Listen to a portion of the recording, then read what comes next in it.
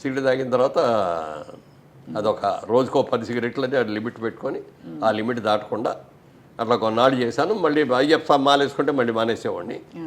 మళ్ళీ మాల అది తీసేసిన తర్వాత తాగాను. ఒక రోజున అనిపించింది, అయ్యప్ప మానేసాం కదా, 30-40 రోజులు మానేసాం, ఎందుకు ఇప్పుడు ఎందుకు కంటిన్యూ చేయాలి అని అనుకున్నాను. అంతే, మళ్ళీ మానేసాం. అంతే, అక్కడి నుంచి అది కూడా బంద్, అంతే కట్. సార్ ఇప్పుడు మీకు కృష్ణ గారు చాలా ఆత్మీయులు. కృష్ణ గారు విజయ నిర్మల్ గారు పెళ్లి చేసుకున్నప్పుడు మీరు సీన్లో ఉన్నారా? అంటే అప్పటికి నేను లేదు. అప్పటికి మీరు లేదు. అప్పుడు నేను ఆర్టిస్ట్ కాదు. ఆర్టిస్ట్ కాదు, కానీ మీకు ఫ్రెండ్గా పరిచయం కదా అంతకుముందు కాలేజ్ నుంచి. మీరు ముక్కులు వేలేసుకున్నారు, అయ్యో ఇలా చేశారేంటి అని కొంచెం వచ్చింది ఆ ఫీలింగ్. అంటే బికాజ్ అంటే భార్య, he's a very good family man. అదే అమ్మాయి కూడా చాలా సంసారపక్షంగా ఉంటుంది. ఆవిడ కూడా చాలా మంచిది. కృష్ణ గారి భార్య, పిల్లలు ఇంతమంది ఉండగా ఈ టైంలో ఏ అబ్బాయి చేసుకుంటాడు ఏంటి అని అనిపించింది. కానీ మీరేమి ఇంటర్ఫియర్ అయ్యేవారు కదా, ఎందుకంటే చాలా మంది విషయాలు. పెద్ద హీరో అయిపోయాడు, మనం వెళ్ళి నువ్వు ఇది చేసేది బాగాలేదు అని మనం చెప్పలేదు. మనకి అందరికి జనానికి తెలిసేటప్పుడు పెళ్లి చేసేసుకున్నారు. అవును అవును, రాజబాబు గారు చేశారు. అదే అవును, చాలా ధైర్యం సార్. కానీ సక్సెస్ఫుల్గా నడిపించి ఇద్దరు, అంటే ఆవిడ కూడా అది మాత్రం అంటే భార్యగా ఉండగా రెండో భార్యను చేసుకోవడం అనేది తప్పే అయినా కూడా ఒక మంచి నిర్ణయం వాళ్ళిద్దరు తీసుకుని. అంటే ఇద్దరికి కూడా బెనిఫిట్ బాగా. అవును అవును సార్, అవును. ఆవిడ కూడా ఒక మంచి హస్బెండ్ని చేసుకొని ఆవిడ కెరియర్ బ్రహ్మాండంగా గ్రో అయింది, హీరోయిన్గా గ్రో అయింది. డైరెక్టర్ అవ్వాలని ఈయనే ఎంకరేజ్ చేశాడు, కృష్ణ గారే ఎంకరేజ్ చేశాడు. నువ్వు సినిమాలు తీయి, నువ్వు పనికొస్తావు, నువ్వు సినిమా తీయగలవు అని చెప్పి చేశాడు. మరి వాళ్ళ గిన్నీస్ బుక్ ఆఫ్ వరల్డ్ రికార్డులో ఒక మహిళా దర్శిలాగా ఆవిడని దాన్ని ఎవరు బీట్అవుట్ చేయలేరు. కరెక్ట్ సార్, అదే అనిపిస్తుంది. అట్లా కృష్ణ గారు బాగా ఎంకరేజ్ చేశారు. అలాగే ఆవిడ కూడా కృష్ణ గారిని ఎప్పుడు ఏం కావాలో ఆయనకి అన్నీ కూడా చాలా జాగ్రత్తలు చూసుకోవటం. ఆయన చనిపోయే ముందు కూడా ఆయన కావలసిన జాగ్రత్తలు ఫ్యామిలీ అందరికీ ఏమేమి చెప్పాలో అన్నీ కూడా చెప్పేది. అంత బాగా గొప్ప. అదే అనిపిస్తుంది సార్ ఒక్కోసారి. అంటే చిన్న జీవితం, ప్రేమ కలిగితే అంటే ఎందుకు చేసుకోకూడదు అనే భావన కలగడం, అంతే కదా సార్. అవును. సో బట్ ఎనీవే సార్, మీరు మీ పందాలో వెళ్తూ మీరు ఒక వ్యాపారవేత్తగా, యాక్టర్గా, నిర్మాతగా కూడా మారారు 100 చిత్రాల తర్వాత. దానికి కారణం ఏంటి సార్? అదే బిజినెస్ ఫీలింగ్ మనసులో ఉండబట్టే నేను వచ్చిన తర్వాత మెడ్రాస్లో సినిమాలు చేయటం, మనకి ఏంటి సినిమాలు చేస్తాం, ఇంకేంటిది, మనం బిజినెస్ మర్చిపోకూడదు కదా, మన మెయిన్ ఇది కదా అని అనుకున్నప్పుడు బిజినెస్ ఏం చేద్దాం అనుకున్నప్పుడు సినిమాలు మనమే తీస్తే బెటర్ కదా, మనమే సినిమాలు తీస్తే మనం మంచి క్యారెక్టర్లు చేసుకోవచ్చు, బాగుంటుంది అనేది ఒకటి. తర్వాత అదేవిధంగా సినిమా ప్రొడక్షన్తో పాటు 2 డిస్ట్రిబ్యూటింగ్ కంపెనీల్లో, ఒకటి హైదరాబాద్లో ఒక డిస్ట్రిబ్యూటింగ్ కంపెనీ, విజయవాడలో ఉండే ఒక డిస్ట్రిబ్యూటింగ్ కంపెనీలో షేర్ హోల్డర్గా జాయిన్ అయ్యాను. అప్పుడు నాతో పాటు నేను ఒక్కడే కాదు, కృష్ణ గారు జాయిన్ అయ్యారు, సోమన్ బాబు గారు జాయిన్ అయ్యారు, దాసర్ గారు జాయిన్ అయ్యారు, అందరూ కూడా ఇందులో ఇట్లో జాయిన్ అయిన వాళ్ళే. కానీ వాళ్ళందరూ ఆ కంపెనీ బాగాలేదని చెప్పి ఒక్కళ్ళకళ్ళు ఎవరికాళ్ళే డ్రాప్ అయిపోయారు, కంపెనీ నుంచి బయటకు వెళ్ళిపోయారు. నేను ఆ కంపెనీలో నాకు అసలు ఆ కంపెనీలో వాళ్ళ ఆఫీస్కి వెళ్ళి కూర్చోవడం కానీ ఎప్పుడు కూడా జరగలేదు నాకు. ఎప్పుడో సంవత్సరానికి ఒకసారి ఎప్పుడు బాగుంది బాబు మన కంపెనీ అయినా ఆయన చెప్తే అలాగే అండి అనేవారు తప్ప ఎక్కడ ఏ రోజున ₹1 ఇదిగో లాభం వచ్చింది ఈ సంవత్సరం మీరు తీసుకోండి అని కూడా ఇవ్వలేదు.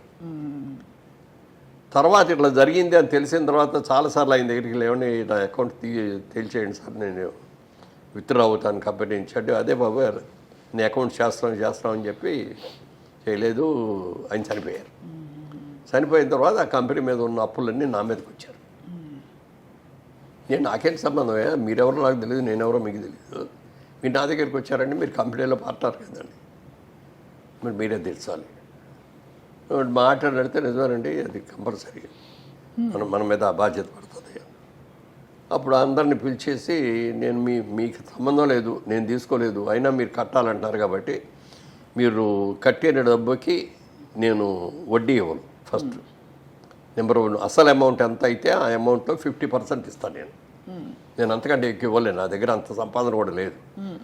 దానికి మీరు ఇష్టం అయితే ఇచ్చేస్తాను, లేకపోతే నేను ఇవ్వలేను, మీరు ఏం చేసుకుంటారో చేసుకున్నాను. అలా 6 రోజులు ఆలోచించుకొని సరే అంతే ఇవ్వండి అన్నారు. అది అప్పటికి ఇచ్చేస్తే అప్పుడు దాకా నేను సంపాదించింది సరిపోయిందండి. అంటే మాటకు నిలబడాలి కదా కంపెనీ అయిన తర్వాత. నిర్మాతగా మారి మీరు 25 సినిమాలు తీసారా సార్? 25లో అన్నీ మీరు అన్నట్టు చాలా గొప్ప సినిమాలు. అతడు లాంటి సినిమా నిర్మించారు. అతడు మీరే కదా సార్ నిర్మించింది. అతడు అలాంటి తర్వాత ఎందుకు మీరు విరమించుకున్నారు? అంటే అతడు సినిమా అయ్యేటప్పటికి ఏమైందంటే పొలిటికల్గా నా మీద ఫోర్స్ తీసుకొచ్చి బలవంతంగా తీసుకెళ్లారు. రాజకీయాలకు మీకు ఇష్టం లేదు సార్? అస్సలు ఇష్టం లేదు. ఎందుకు సార్? ఎందుకంటే మా నాన్నగారు చిన్నప్పుడు ఆ రాజకీయాల్లో ఉండటం మూలంగా ఫ్యామిలీ దెబ్బతింది ఓహో అనే ఫీలింగ్ మనసులో చాలా ఎక్కువ ఉంది. తర్వాత సినిమాల్లోకి వచ్చేటప్పటికి ఏమైనా ఏంటంటే సినిమా యాక్టర్ అనేవాడు ఎవరైనా సరే ఓ పార్టీకి సంబంధించిన వాడు అని అంటే అతని పార్టీలో సినిమా చూడరు కదా మన ఓహో మన పార్టీ వాడు అనేది మన సినిమా చూడొచ్చు, అదే చూడరు. మన మూలంగా ప్రొడ్యూసర్ ఎందుకు ఇది అవ్వాలి అనేది చాలా గట్టి భావన అది. అయితే ఎన్టీ రామారావు గారు సినిమాలు యాక్ట్ చేయడం మానేసి పార్టీ పెట్టి కాకి బట్టలు వేసుకొని చైతన్యరావు మీద తిరుగుతా అంటే ఒక ఇన్స్పిరేషన్ వచ్చింది. ఆయన మేము అప్పుడు పిచ్చి పందులు అనే సినిమా ఏలూరు దగ్గర పెద్దపాడారు ఉంది, ఆ ఊళ్ళో షూటింగ్ చేస్తా అంటే అక్కడికి వచ్చారా. ఆ రోజు షూటింగ్ ఆపేసి మేము అందరం కలిసి అక్కడికి వెళ్ళాం. నేను, రావు గోపాలరావు గారు, సత్యాడు గారు, గిరిబాబు గారు, కవిత, మాధవి, మేము అందరం కలిసి వెళ్ళాం. ఆయన చెప్పిందన్నా చాలా ఇన్స్పైర్ అయ్యాం ఆయన చెప్పిన మీటింగ్ మీరు కూడా. తర్వాత పిలిచారు, చైతన్య నదిలోకి వెళ్ళి కూర్చున్నాం. ఏంటి బ్రదర్ ఇక్కడ ఉన్నారంటే ఇట్లా సినిమా షూటింగ్ జరుగుతుందండి అది అని చెప్పి అప్పుడు అన్నాం అనమాట. ఇన్స్పైర్ అప్పటికప్పుడు ఫీలింగ్ వచ్చేసి, సార్ మీరు ఎప్పుడు రమ్మంటే అప్పుడు వస్తాం, మీరు ఏ పని చేయమంటే ఆ పని చేస్తాం సార్ అని చెప్పి మేము నలుగురు అన్నాం. సత్యనారాయణ గారు, రావు గోపాలరావు గారు, గిరిబాబు, నేను నలుగురు అన్నాం. ఆడపిల్లలు అర్థం లేదు కానీ మేము నలుగురు అన్నాం అని మా జేబులో ఏమేమి డబ్బులో అవి తీసాయి ఆ జోన్లో వేసాం. వద్దు బ్రదర్ మీరు ఎవరు రావద్దు, నేను ఇందిరాగాంధీకి పోటీగా లేచి వచ్చాను. ఇక్కడ తనకు శత్రువులు అంటే వాళ్ళని ఎలా దెబ్బ కొట్టాలనేది ఆవిడకి తెలిసినంతగా ఎవరికి తెలియదు. నేను సక్సెస్ అయితే వెళ్ళండి గుడ్, సక్సెస్ కాకపోతే నా అంతు చూస్తారు వాళ్ళు, అందుకని మీరు మాత్రం వద్దు అని చెప్పి మమ్మల్ని ఎవరు రానివ్వాల వద్దనే అన్నారు.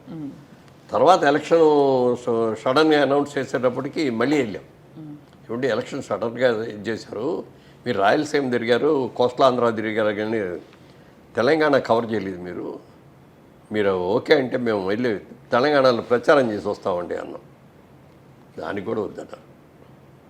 సరే ఇంకా అంతకంటే మనం చేయగలిగింది ఏమీ లేదని ఆ పిచ్చి పందుల సినిమాలో వెంటనే ఆత్రేయ గారికి ఫోన్ చేసి రామారావు గారి మీద ఒక మంచి పాట రాయండి సార్ మాకు, అది ఆయన పొలిటికల్ దీనికి హెల్ప్ చేసేటట్టుగా ఉండాలి అని ఫోన్ చేస్తే వెంటనే ఆయన 2 daysలో ఇచ్చేసారు అనమాట. మామూలుగా ఆత్రేయ గారు అంటే 4 రోజులు తీసుకుంటాడు, ఇవ్వడం తొందరగా. పాట రాయి ఆత్రేయ గారు బాధ పెడతారు, పాట రాసిన తర్వాత ప్రజలు ఆ పాట చూసి ప్రజలు ఏడ్చేటట్టు చేస్తారు. అదే అవునవును, అది మంచోళ్ళందరూ పోయారు, మంచిని చెప్పే పోయారు, ఆ మంచిని కాచే మనుషులు ఇప్పుడు మనలో కరువయ్యారు, రావయ్యా రామయ్య ఈ రాజ్యమే నీదయ్యా. అబ్బా ఒక ముక్కలో చెప్పేశారు మొత్తం చేశారు. ఇక అది ఆ పాట చూస్తే అందులో పాత నాయకులు గాంధీ గారు, నెహ్రూ గారు వాళ్ళ ఫోటోలు అవన్నీ కూడా వేస్తూ ఈయన సినిమాలో యాక్ట్ చేసిన ఫోటోలన్నీ ఒక గోళ్ళ మీద అంటించేసి ఇక అది అందులో ఒక గ్రూప్ సాంగ్ లాంటిది అనమాట. ఆ గ్రూప్ సాంగ్లో ఎన్ని పెట్టి. అప్పట్లో మనకి డిజిటల్ మీడియా లేదు కదా సార్, ఎక్కడ విడుదల చేశారు అది ఏది ఈ పాటని? ఎక్కడ విడుదల చేయడానికి లేదు, సినిమాలో పెట్టేశాం. ఓ సినిమాలో పెట్టేశారు, సినిమాలో పెట్టేశాం. సినిమా రిలీజ్ నాటికి ఇంకా 3 రోజుల్లో రిలీజ్ అనగా ఈయన ముఖ్యమంత్రి అయిపోయారు. అది ఆ ప్రమాణ స్వీకారం తీసాం. మళ్ళీ సినిమా ఎండ్లో ఆయన ప్రమాణ స్వీకారం అది చేసి దాని మీద మళ్ళీ పాట వేసాం. అలా మీకు ఒక అనుబంధం ఏర్పడిపోయింది రాజకీయంగా. ఎందుకంటే అందరి ఆశ్చర్యం ఏంటంటే నాన్నగారు కాంగ్రెస్ పార్టీలో ఉండేవారు కదా, మీరు అటువైపు వెళ్ళలేదు ఎందుకు అని. అదే అంటే అప్పుడు మా ఫ్యామిలీస్ అన్ని కూడా కాంగ్రెస్ ఫ్యామిలీస్, ఇంకో పార్టీ ఎక్కువ చూసాం. ఆ రోజుల్లో కాంగ్రెస్ను కమ్యూనిస్టు అంతే ఉండేవి, మిగిలిన ఏమి ఉండేవి కాదు. అవును, జనసంఘం అది భోజన సంఘం అది ఇది అంటే ఎవరు తప్ప దానికి కూడా ఏమి ఉండేది కాదు. అదే సార్. కానీ రాజకీయాల్లో ఉన్నంతకాలం ఒక టర్మ్ ఎంపీగా చేశారు, ఒక టర్మ్ మీరు గెలవలేదు, కానీ ఉన్నంతకాలం కొంత ఎంజాయ్ చేశారా? కనీసం ఎంజాయ్ చేయడం అంటే ఇష్టపడ్డారా? దానికి ఏంటంటే ఎంజాయ్మెంట్ ఎవరైనా ఫీల్ అయ్యేది అంటే పక్కన గవర్నమెంట్స్ ఉంటారు, ఒకలాగానే ఎంపీ గారు వచ్చారు, లేకపోతే ఎమ్మెల్యే గారు వచ్చారు, మంత్రి గారు వచ్చారు, తప్పకుండా ఆ ఆర్టిఫిషియల్ అది మనకి ఎట్లాగో ఉంది. సినిమా యాక్టర్గా మనకు ఉంది. అవును కదా, అవును అంతే. మనకి వాళ్ళు కొత్తగా దాని రాజకీయాల్లోకి వెళ్ళటం మూలంగా నేను ఎంపీ అవటం మూలంగా నాకు కొత్తగా వచ్చింది ఏమీ లేదు. నా గన్మెన్లు కూడా వద్దన్నా, నిజానికి నా గన్మెన్లు పెడితే గన్మెన్లు పంపించాను. పంపించేస్తే ఎస్పీ గారు వార్నింగ్ ఇచ్చారు వాళ్ళకి, వాళ్ళు పంపించినా పంపని మీరు ఆ గేట్ దగ్గర నుంచోటి వెళ్ళి వాళ్ళకి ఏదైనా అయిందంటే రేపు వచ్చేది మనకు వస్తుంది బ్యాడ్ టైం అని చెప్పారు. నాకెవరు శత్రువులు ఉండరండి, నాకు మిత్రులే తప్ప శత్రువులు ఉండరు, నాకేం గన్మెన్ అవసరం ఉండదండి, ఏది జనాల్లోకి వెళ్ళేటప్పుడు ఉండాలి అంటే అప్పుడు ఫైనల్గా ఏం చేస్తానంటే రాజమండ్రిలో ఉన్నంత వరకే గన్మెన్. మళ్ళీ నేను హైదరాబాద్ వచ్చినా, విజయవాడ వెళ్ళినా, ఢిల్లీ వెళ్ళినా ఎవరు కూడా నో గన్మెన్స్ అని అలా చేశాను.